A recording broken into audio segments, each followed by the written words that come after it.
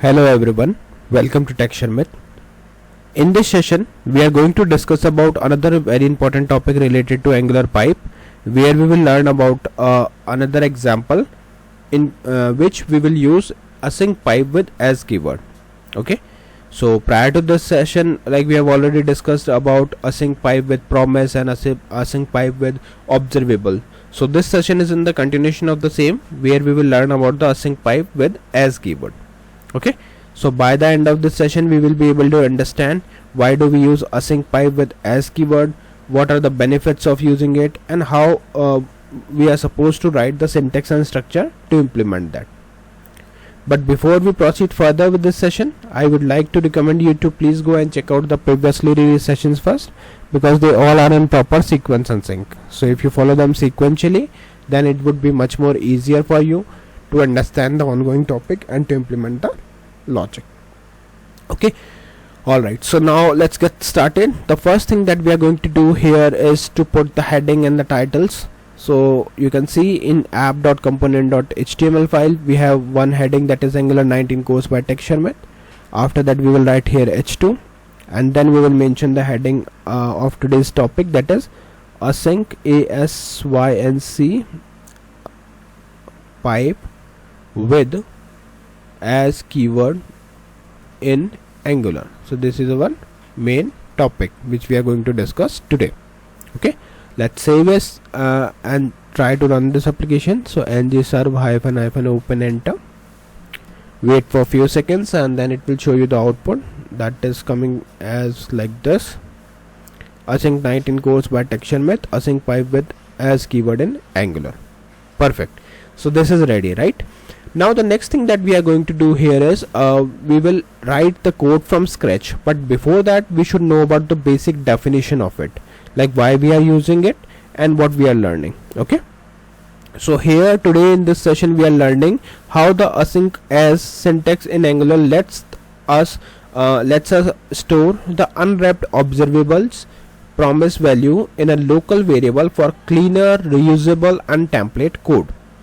Okay, so in short you can say that async with as keyword allows us to store the the unwrapped value of observables and promise into a local variable, and after storing that in local variable we can write the cleaner code, reusable code and reusable template code.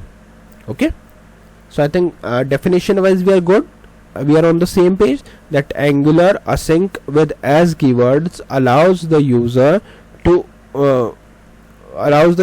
store or to store the unwrapped observables and promise value in a local variable for the cleaner, reusable code. Okay, so this is one thing. Now the second question comes, why do we use it and why we are learning it?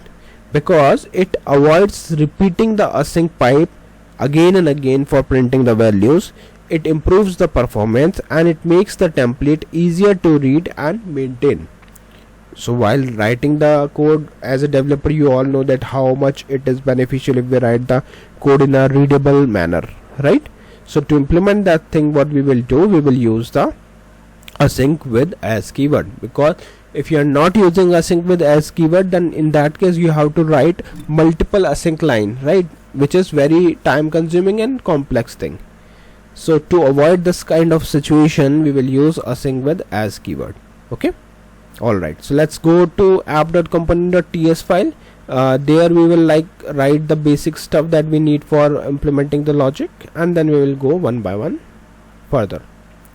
So the first thing that we need to import here is a common module. So just simply write here common module, and you can see the line is automatically added here, common module. After this, in app component part, what we will do, we will define the other important thing. So let's say there is one object in form of observables, and we want to print all those values from the observables into screen. So for that, let's declare the observable first. So I will write here user details, then equal, then we will write here off.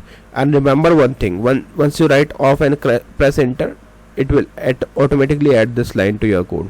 That means now you are good to use the of observables. Okay, once it is ready, because if it is not there then it won't allow you to use it. Okay, so make sure to add it.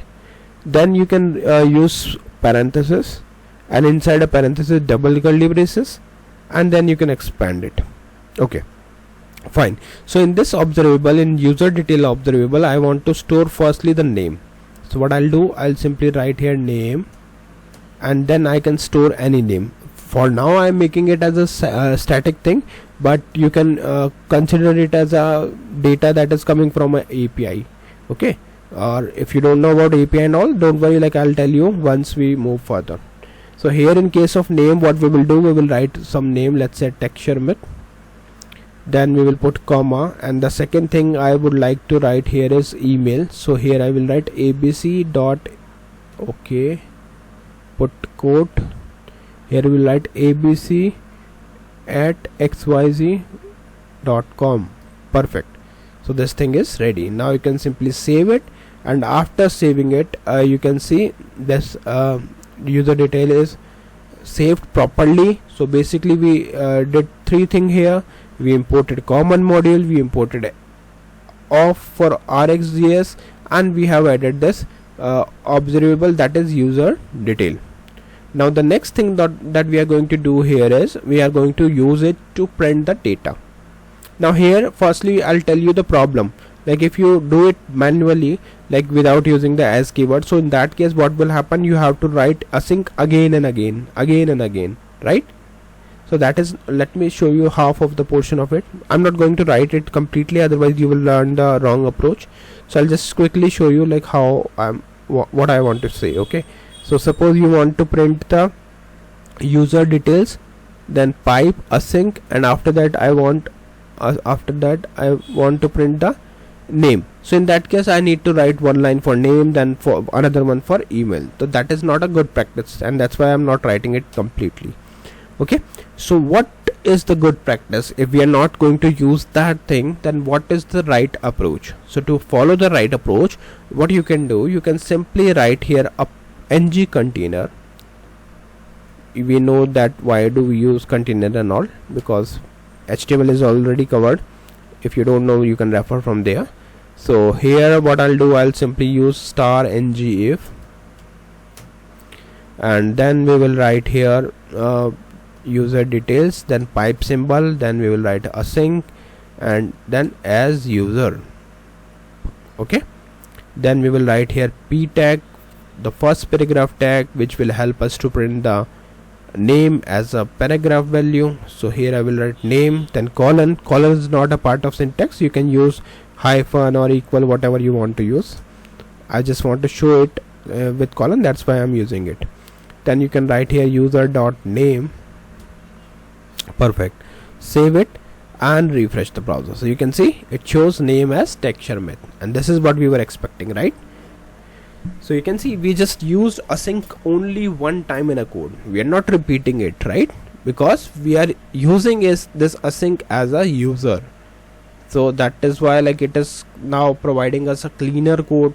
And if you want to print the email too, so what you can do, you can write here p tag, then you can write here email colon, and then you can use double curly braces, and here we will write user dot email. Perfect. The code is ready. Now you can save it and refresh it. So after a refresh, you will see that email abc@xyz.com is also printed.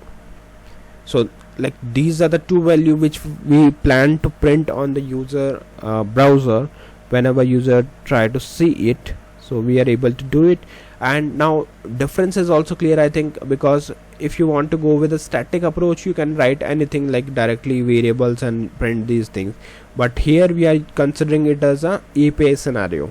We are stimulating the API scenario, that is why like we are using it in a observable frame. Okay, fine. So I think now we are good with this session, and if you have any questions, suggestion, or anything that you want to discuss regarding this session, or maybe for any other session, you can simply reach out to me. I'll try my best to help you out there. Okay, and meanwhile like you can do the practice, and if you come up with any doubt or question, you can simply reach out through the comments. So yeah, that's all for today. See you in the next session with new topics. So thank you for watching Tech Sharmit.